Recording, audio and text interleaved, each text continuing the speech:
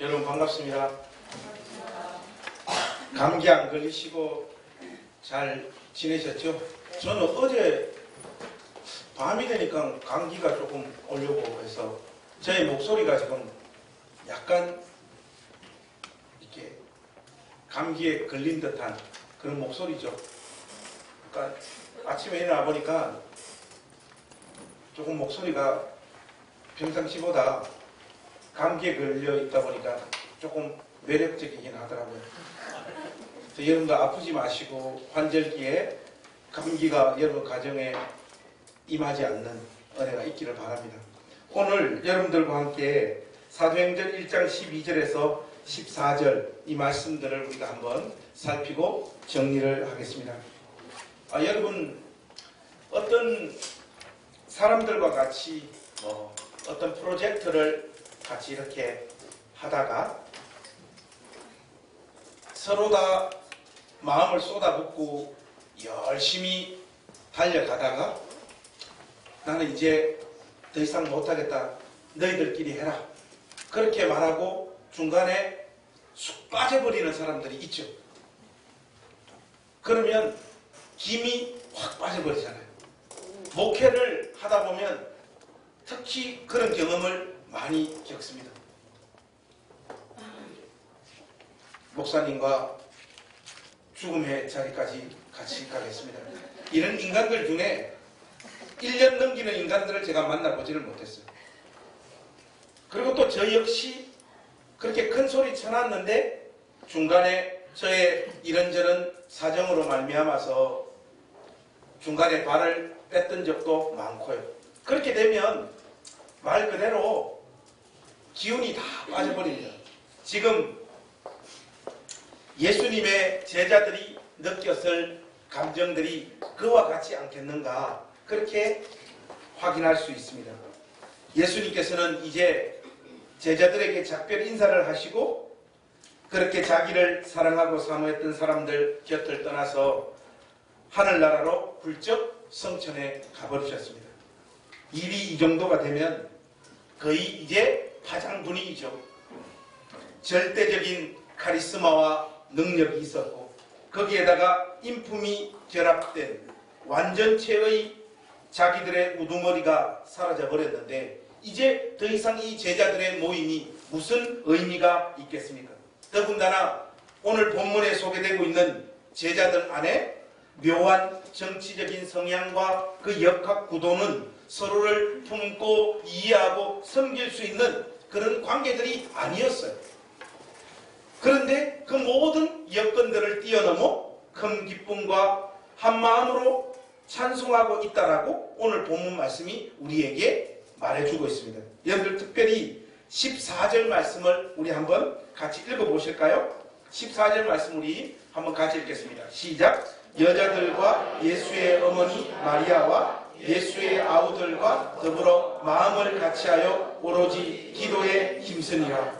지금 이런 상황이면 형님 그동안 고생 많으셨습니다. 고향에 가셔서 건강하시고 하시는 일 잘 되길 바라고 언제 또 살아있으면 우리끼리 한번 만나게 되지 않겠습니까? 그때 만나서 또 우리가 예수님을 함께 쫓아다니며 살았던 그 삶의 이야기들 같이 나누는 또 그런 날도 있겠지요 하고 헤어지는 것이 합당한 분위기인데 오늘 본문 말씀은 그런 우리의 기대와 예상과는 완전히 다른 여자들과 예수의 어머니 마리아와 예수의 아우들과 더불어 마음을 같이하여 오로지 기도에 힘쓰더라 그렇게 말하고 있습니다. 여기에서 우리가 살펴볼 중요한 단어가 두 가지입니다. 하나는 더불어 마음을 같이 했다라고 하는 표현과 또 하나는 오로지 기도에 힘썼다라고 하는 두 표현이 먼저 여기에 등장하고 있는 더불어라고 하는 이 단어는 호모티마돈 헬라어로 이 단어는 누가가 아주 즐겨 사용했던 표현입니다. 누가복음과 사도행전에 10번이나 등장해요.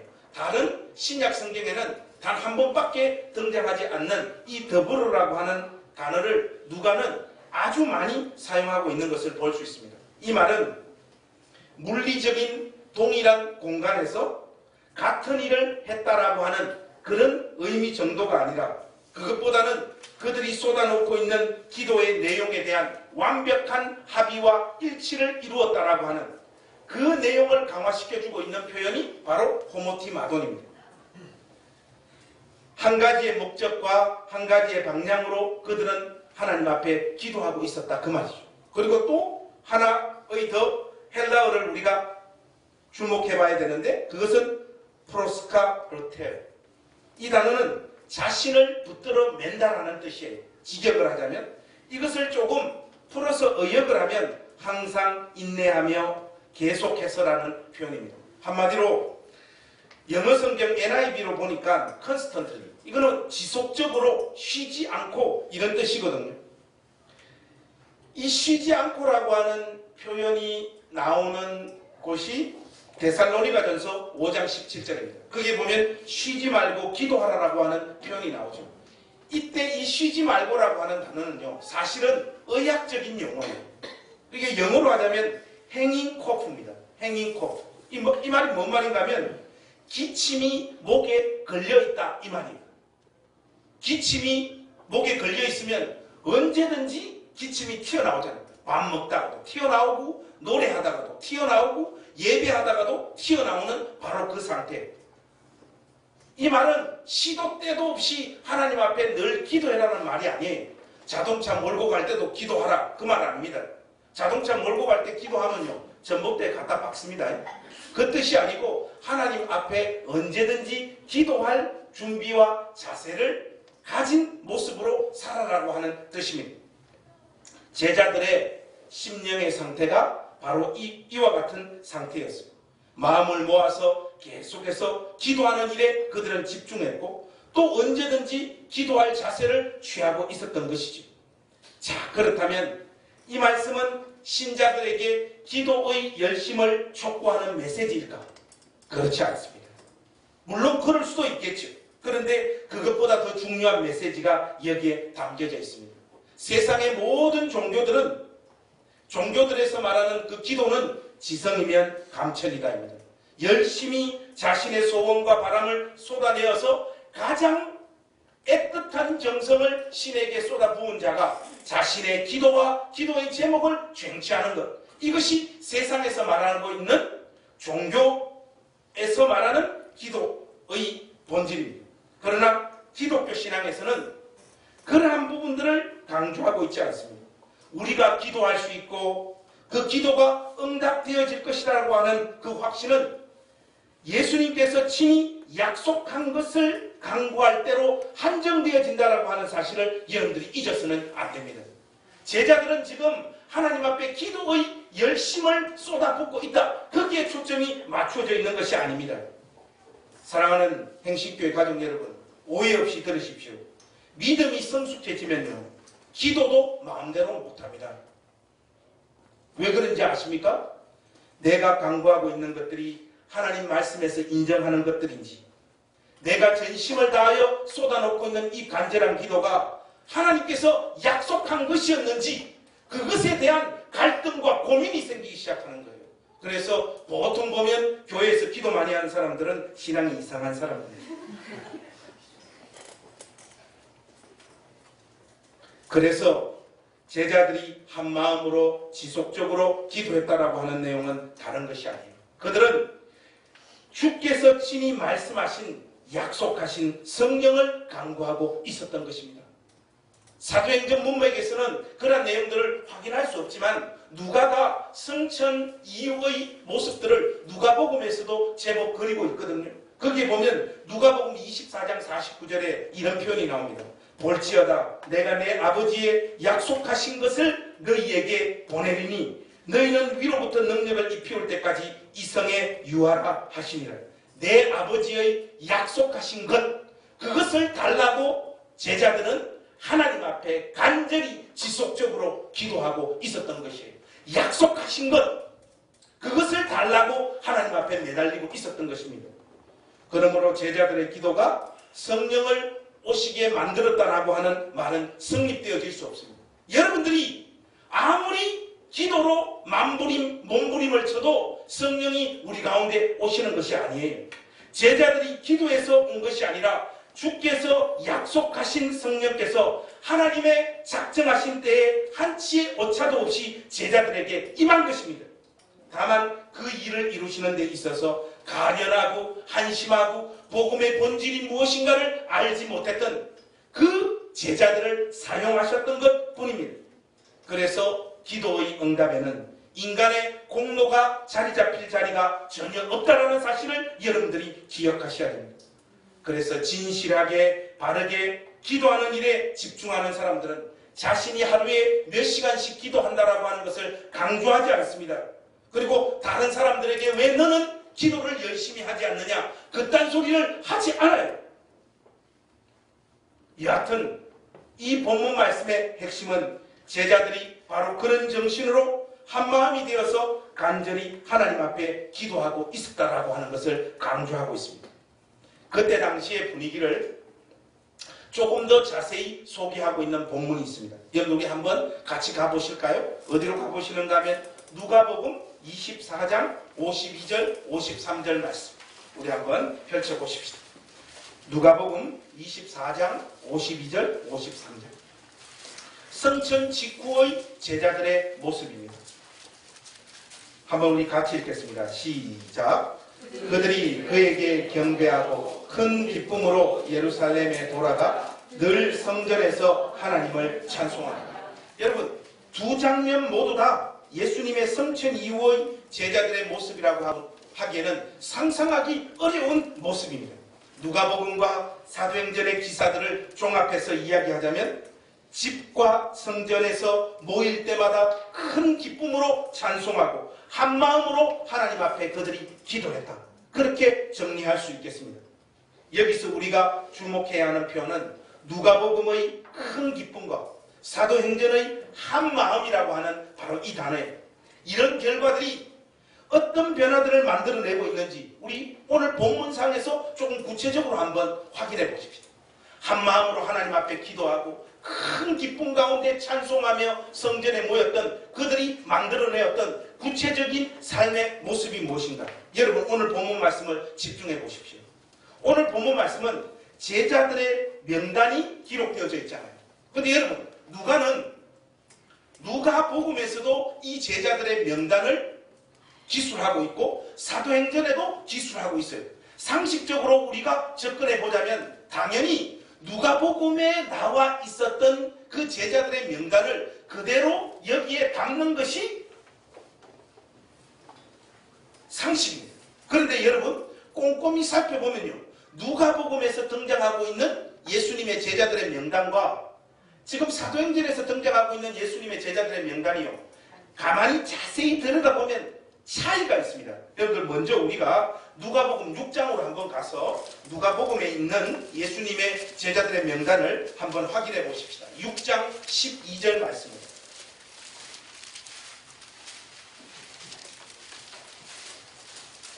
누가복음 6장 12절 12절에서 16절입니다. 우리 같이 한번 읽겠습니다. 시작. 이때 예수께서 기도하시러 산으로 가사 밤이 새도록 하나님께 기도하시고 밝음에 그 제자들을 부르사 그 중에서 12를 택하여 사도라 칭하셨으니 곧 베드로라고도 이름을 주신 시몬과 그의 동생 안드레와 야고보와 요한과 빌립과 바돌로메와 마테와 도마와 알페오의 아들 야고보와 셀롯이라는 시몬과 야고보의 아들 유다와 예수를 파는 자 될 가룟 유다라.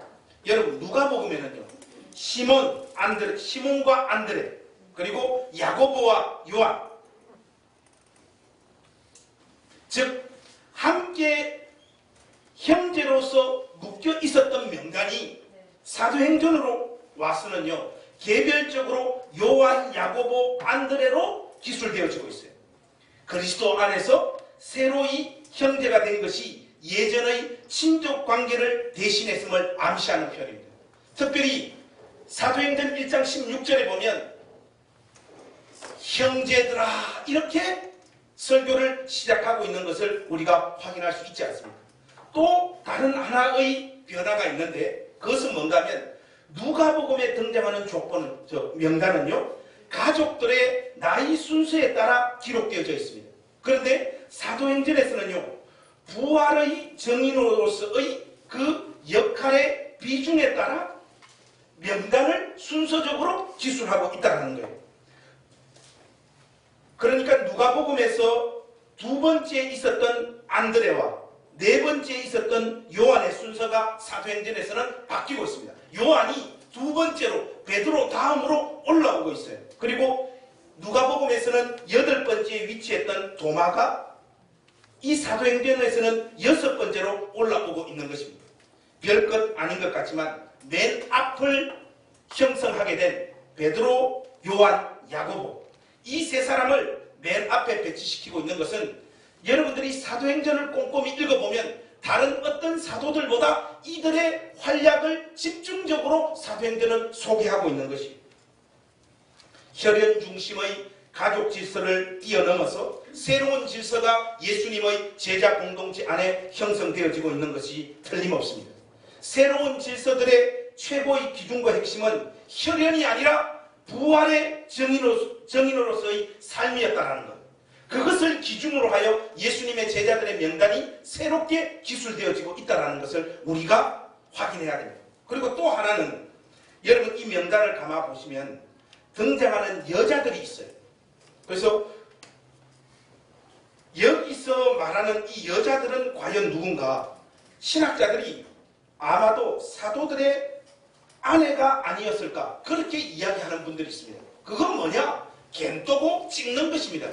저는 사도들의 아내라기보다는 아마도 사복음서 안에서 예수님과 친밀하게 지냈던 예수님의 특별한 은혜와 보호 가운데 있었던 막달라 마리아, 살로메, 요한나, 수산나가 아니었을까? 그럴 가능성이 훨씬 더 많다라고 저는 확신해요.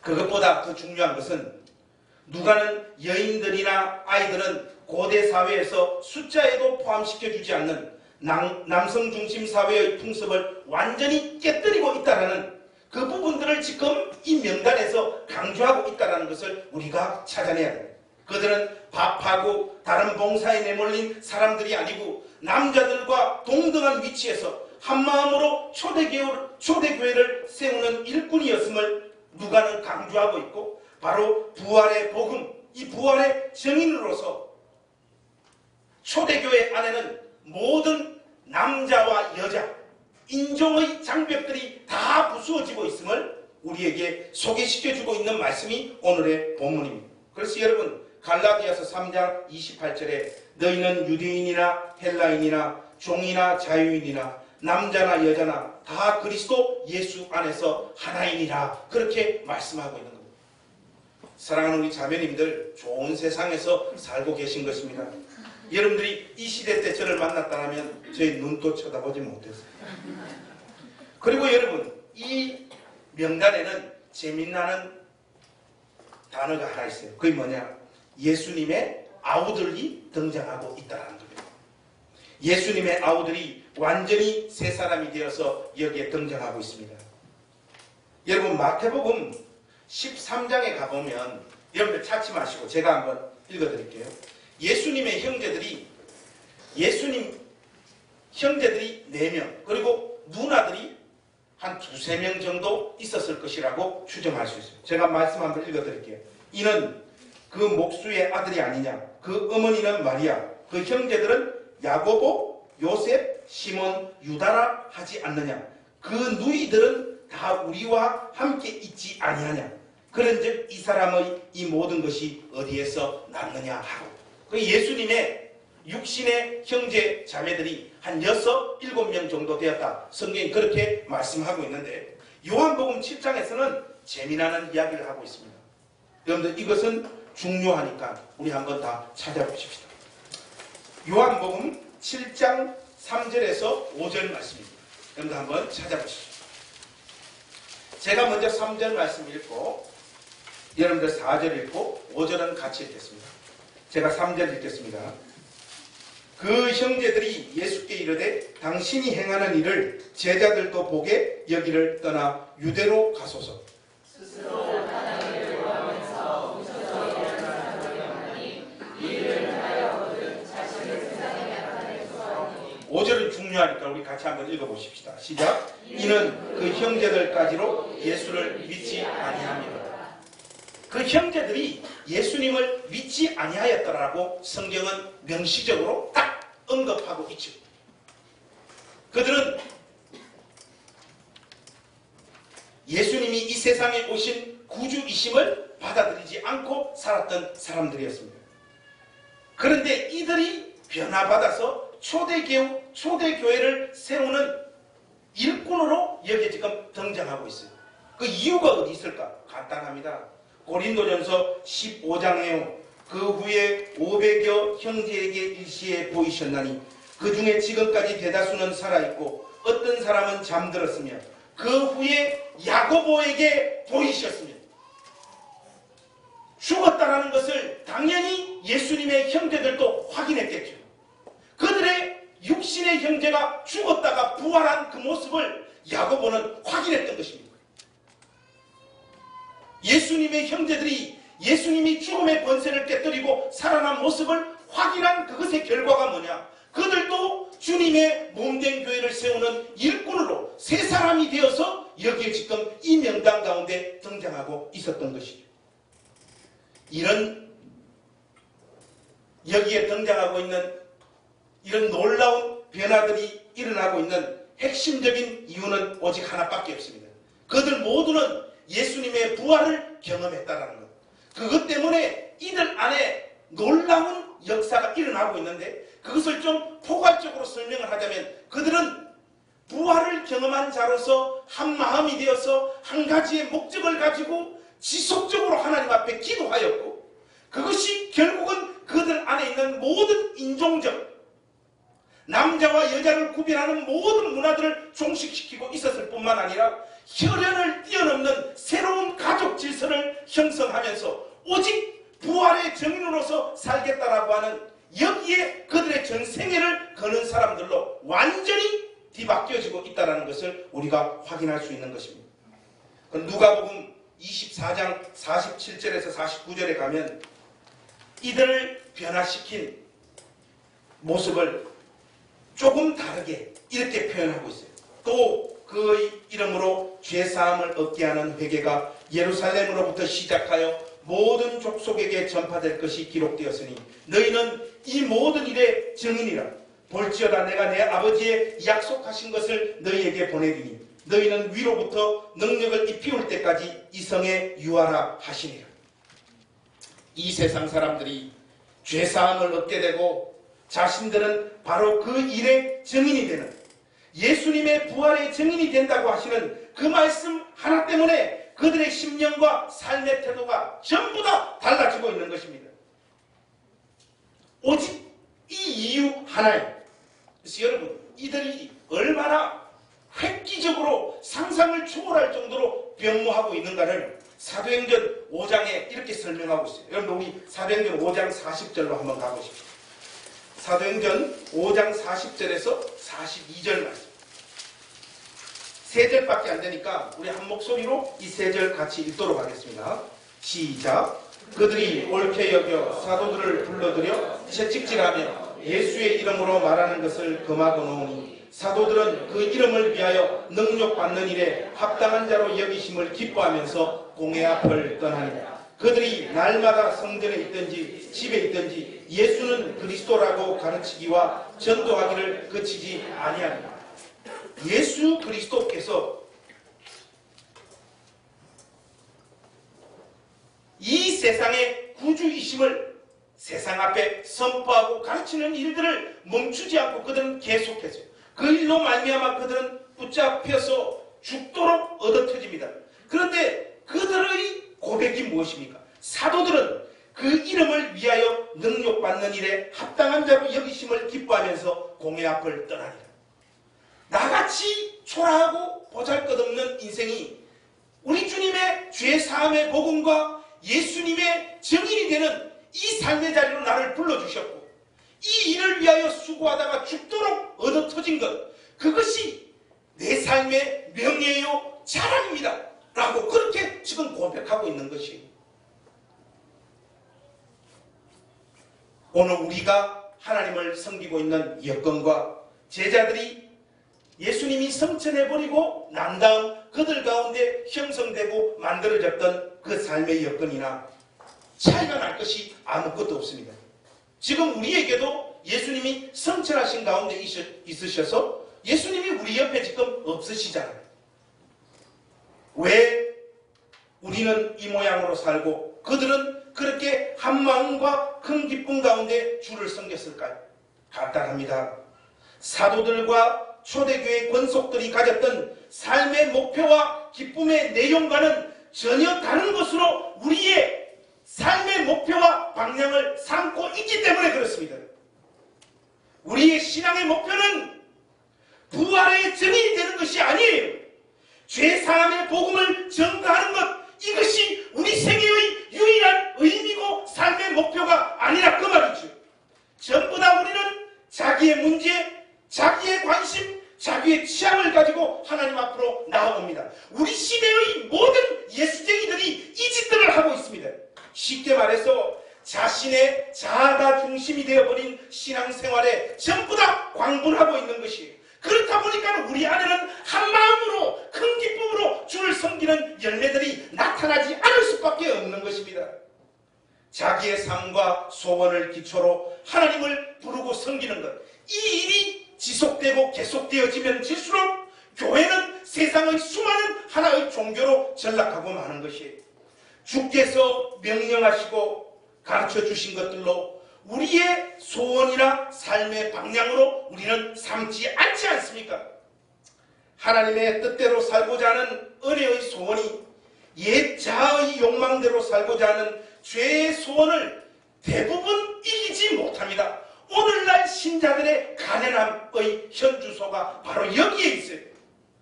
우리 시대의 신자들의 가장 큰 문제입니다. 이런 분들도 교회에 와서요, 간헐적으로 말씀의 은혜를 경험합니다. 그러나 그것이 그들의 삶의 방향을 바꾸거나 새 삶을 살게 하지 못합니다. 그냥 그런 식의 간헐적인 각성과 각오만이 그들의 삶에 계속되어질 뿐이에요. 그것은 무엇만, 어떤 의식만 강화시켜주는가 하면 괜찮다, 너같이 그렇게 믿어도 죽어서 천국 갈 수 있으니 이 삶을 그렇게 획기적으로 바꾸지 말라라고 하는 의식만 여러분 머릿속에 강화시켜준다 이 말이죠. 오늘날 주님의 몸된 교회 안에 나타나고 있는 가장 큰 서글픔이 무엇입니까? 심지어 교회 안에서도 목회자나 사랑하는 권속들로부터 인정받는 신앙의 모습이라는 것이 자기를 부인하는 것이 아니라 자기의 성취로 인한 간접으로 다 바뀌어버렸어요. 자기 부인을 하는 사람이 믿음의 사람으로 인정받는 것이 아니라 어떤 성취를 통하여 나팔을 부는 사람이 교회에서도 인정받는 시대가 되어버렸다는 것이고, 기독교 신앙의 핵심적인 가치는 이런저런 신앙적인 수단을 통해서 이 땅에서 번영을 누리는 것이 아니라 그리스도의 형상을 본받는 것임을 잊지 마시길 바랍니다. 여러분들하고 꼭 말씀을 열어서 확인해보고 싶은 말씀이 한 구절 있습니다. 오늘 설교의 분수령이라고 할 수 있을 만큼 중요한 말씀이니까 한 번도 빠지지 마시고 한번 찾아보십시오.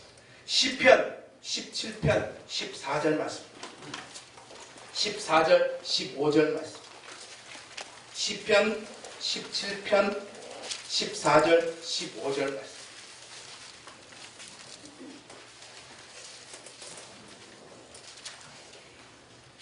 (14절) 말씀 여러분들이 한번 같이 읽어주십시오. 시작. 여호와여, 이 세상에 살아있는 동안 그들의 분깃을 받는 사람들에게서 주의 손으로 나를 구하소서.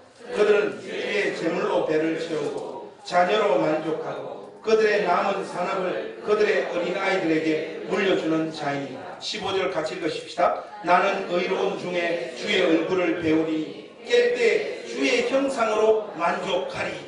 여러분 여기에 보면 14절 한번 보세요. 그게 뭐라고 이야기하고 있습니까? 여호와여, 이 세상에 살아있는 동안 그들의 분깃을 받는 사람들에게서 주의 손으로 나를 구하여 달라고 이야기해요. 저는 처음에 이 문구를 읽을 때 어디서 구원받는 것도 참 가지가지다 그런 생각을 했어요. 어디서 구원을 해달라고 합니까? 이 세상에서 살아있는 동안 그들의 분깃을 받는 사람들에게서 주의 손으로 나를 구해달라는 거예요. 이것의 구체적인 진술을 다시 하고 있잖아요. 그것이 뭡니까? 이 세상에 살아있는 동안 그들의 분깃을 받는 모습이 뭐예요? 그들은 주의 제물로 뭘 한다고요? 배를, 여기 표현이 재밌잖아요. 그냥 제물이 아니고 주의 제물로 배를 채우고요. 또 뭐로 만족하고요? 자녀로 만족하고 그들의 남은 산업을 어떻게 한다고요? 그들의 어린 아이들에게 물려주는 자녀. 이런 식의 삶의 방향과 패턴에서 하나님 나를 구해달라고 하잖아요. 근데 여러분 이 14절 말씀이 우리 기도 제목이잖아요. 시편 기자는 이 삶에서 나를 구원해달라고 하는데 우리는 이것이 우리의 기도 제목이잖아요. 주의 제물로 배를 채우고 자녀로 만족하고 그들의 남은 사람을 그들의 어린아이들에게 물려주는 자. 돈 다 쓰고 남은 것 넉넉하게 자녀들에게 물려주는 그것으로 내 인생이 마무리되는 것으로 자기 삶에 만족을 삼는다. 자기 자녀로 만족하는. 저는 오늘 이 말씀을 읽으면서 결단했습니다. 우리 두 아이들 고아원으로 보내버려야 되겠다. 가방 사! 예배 끝나고. 여러분 신앙을요 자기의 번영과 행복을 위한 수단으로 삼는 자들에게는 하나님으로부터 오는 영혼의 만족을 참된 기쁨을 절대로 누릴 수 없습니다. 일시적인 충족과 만족과 기쁨이 있을지 몰라도 그러한 식의 삶은 끊임없는 갈증들을 여러분들이 죽는 그 순간까지 함께 할 것입니다. 여러분 이 자리에서 빠져나오는 복된 믿음의 사람들이 될 수 있기를 바랍니다. 주의 제물로 배를 채우고 자기의 자녀들로 만족하고 돈 넉넉하게 쓰다가 그 돈 자식들에게 안전하게 물려주는 이런 세상의 모든 사람들이 꿈꾸는 삶들이 여러분들의 꿈과 비전이 되어져서는 안 됩니다. 오히려 그러한 삶에서 빠져나와 주의 형상으로 만족하는 인생이 되게 해달라고 여러분들이 하나님 앞에 매달리고 기도하셔야 되는 것입니다. 이런 식으로 자기 삶을 갖고 가는 사람들이 저에게 상담을 요청합니다. 요즘 여러분들을 만나면 여러분들이 제일 많이 하시는 이야기가 뭔가 하면요. 목사님, 사는 게 별 의미가 없고 재미가 없다는 거.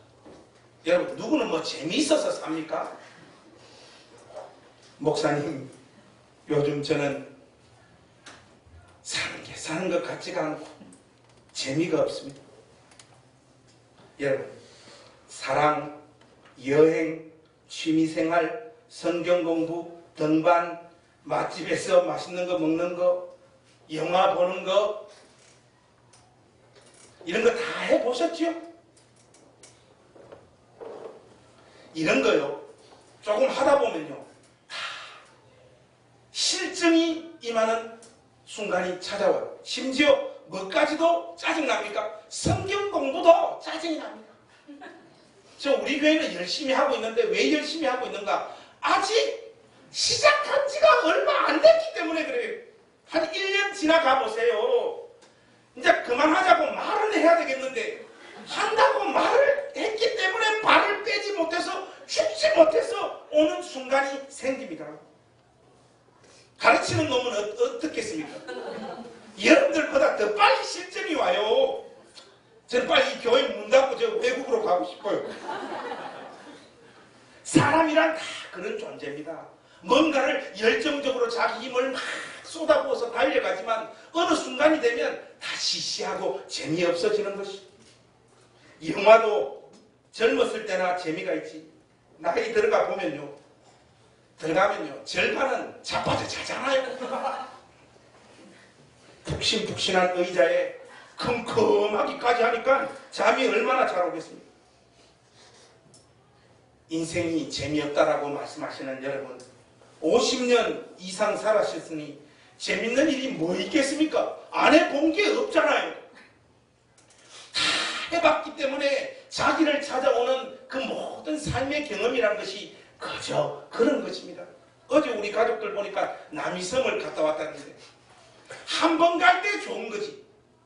다음에 또 남이섬 가자 그러면 교회 갈라집니다. 싸움 나서. 지금까지 살아온 대로 그러한 습관과 습성대로 살아가니 재미없는 것은 당연한 것입니다. 근데 여러분, 오늘 제가 설교의 막바지에 자기 인생을 다 살아본 한 사람의 신앙의 고백을 여러분들에게 소개하고 싶습니다. 누군가 하면요, 누가복음 2장으로 한번 가보십시오. 제가 이런 말씀 드리니까 어떤 분들이 그래요. 목사님, 목회는 실증이 안 납니까?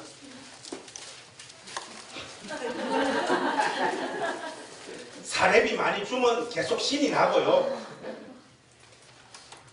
그 많이 안 주면 다 실증이 납니다. 인간 안에 있는 죄성이라는 것이요, 다 도토리 기적입니다. 도토리 기적입니다. 누가복음 2장 25절에서 35절 말씀까지 우리 한번 교독해 보십시오. 제가 25절 읽겠습니다. 이것도 역시 누가가 쓴 책이잖아요. 예루살렘에 시몬이라 하는 사람이 있으니 이 사람은 의롭고 경건하여 이스라엘의 위로를 기다리는 자라. 성령이 그 위에 계시더라. 그가 주의 그리스도를 보기 전에는 죽지 아니하라. 성령의 지시를 받았더니 성령의 감동으로 성전에 들어가매 마침 부모가 율법의 관례대로 행하고자 하여 그 아기 예수를 데리고 오는지라. 시몬이 아기를 안고 하나님을 찬송하여 주제여 이제는 말씀대로 종을 평안히 놓아주시는도다. 내 눈이 주의 구원을 보았사오니 이는 만민 앞에 예비하신 것이요 이 마음에 비추는 빛이요 주의 백성 이스라엘의 영광이니라 하니 그의 부모가 그에 대한 말들을 놀랍게 여기더라.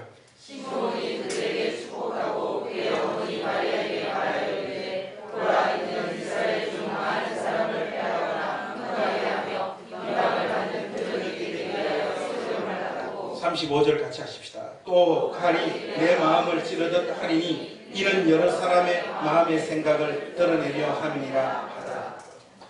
사랑하는 우리 행신교회 가족 여러분, 교회 다니는 취미, 골프 치는 취미, 낚시하는 취미, 영화 보는 취미, 성경 공부하는 취미, 그러한 것들로 여러분들의 인생의 세월들을 겨우겨우 때우는 사람들이 되지 마십시오. 하나님의 약속하신 메시아를 간곡하게 고대하는데 오늘 이 본문 말씀 보면 시몬이 어느 정도로 고대하고 있느냐. 메시아가 오지 않으면 다른 것에서는 위로를 받을 수 없다고 고백을 하고 있는 거예요. 사랑하는 가족 여러분, 예수님이 여러분 삶의 유일한 위로입니까? 그것으로 여러분들은 만족하십니까? 오늘 우리 안에 자리 잡은 이 허무와 답답함과 살아도 별것 아닌 듯한 사는 게 사는 것 같지 않는 이런 공허한 마음들이 왜 찾아오느냐? 우리 마음을 장악하고 있는 그 생각과 의식이 이 세상 사람들의 삶의 목표와 똑같기 때문에 그렇습니다.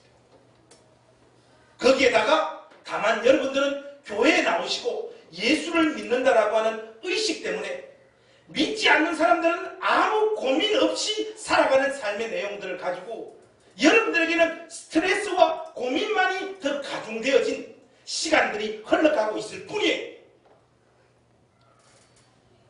주의 말씀으로 사랑하는 우리 가족들에게 권합니다. 우리가 하나님의 영광스러운 부르심을 받아 죄사함을 받았고 그 죄사함의 복음이 이 온 세상에 전파되어질 텐데 그 역할들을 주께서 우리를 통하여 이루시겠다라고 하는 이 영광스러운 약속이 여러분 삶의 유일한 목표와 방향이 될 수 있기를 바랍니다. 이것이 여러분 삶의 유일한 위로가 되어질 수 있기를 바랍니다.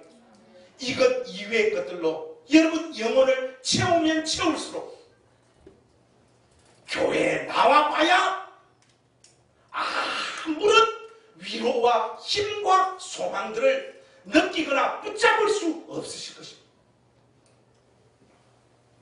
시몬이 고백하고 있는 이 고백 여러분 한번 들어보십시오.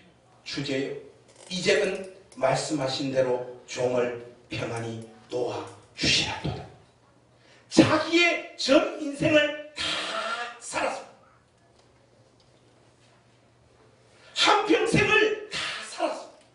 근데 그에게 유일한 의미와 위로, 평안히 눈을 감을 수 있는 이유는 오직 하나밖에 없는 거예요. 자기 생애에서 구주이신 예수님을 이렇게 목격하고 만난 것, 그거 하나밖에 없었다는 것을 여러분들이 기억하셔야 됩니다.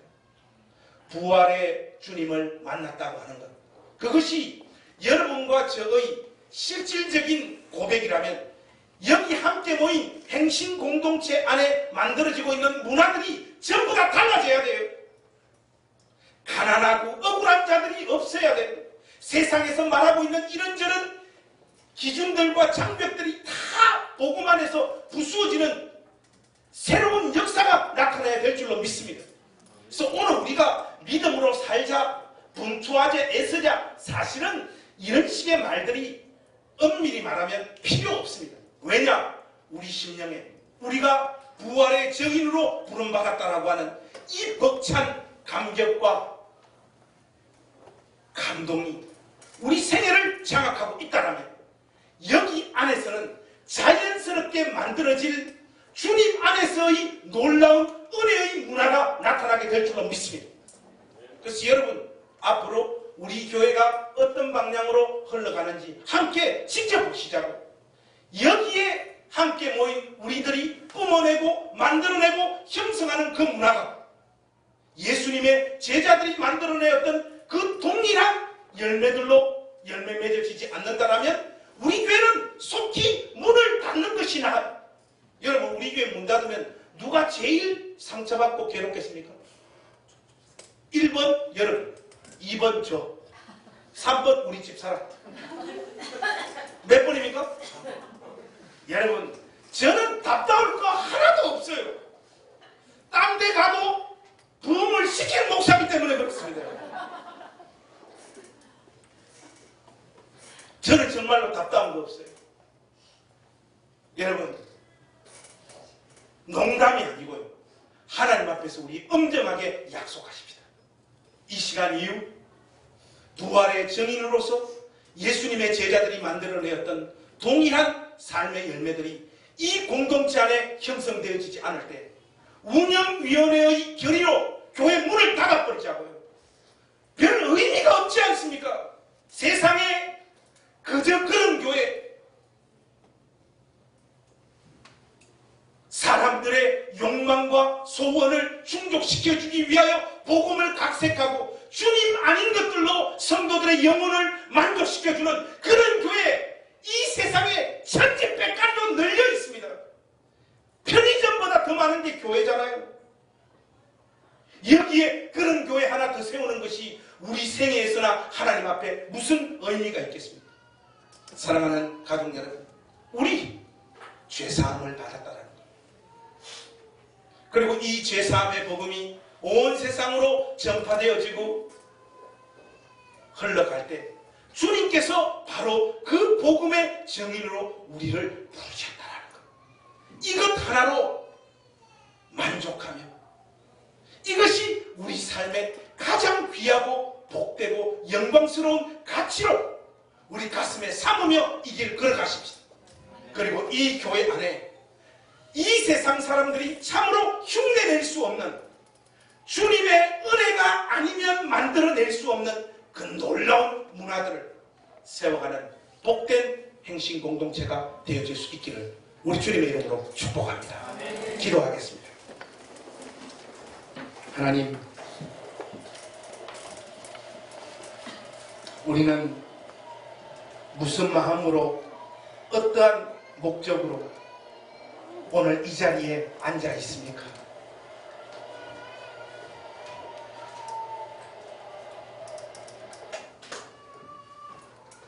하나님, 우리 안에 정리되어지지 않는 이런저런 복잡한 마음들, 부활의 증인이 되는 자리로 부름받았다라고 하는 이 사실 하나, 흩어졌던 마음들이 한마음 되게 하시고 큰 기쁨으로 주님을 섬기는 놀라운 역사가 이 교회 안에 나타나게 하여 주시옵소서. 세상은 흉내낼 수 없는 나눔과 섬김과 사랑의 수고들이 넘치는 행신교회가 되게 하여 주시고, 이 교회를 통하여 하나님의 살아계심을 명백하게 나타내어 주시옵소서. 이 교회에 발을 딛는 자들 살아나게 하시고 삶의 의미를 찾게 하시고 주님 안에서 새 인생을 살아가는 놀라운 역사가 있게 하여 주시옵소서. 우리 구주 예수 그리스도 이름으로 간절히 기도하옵나이다. 아멘.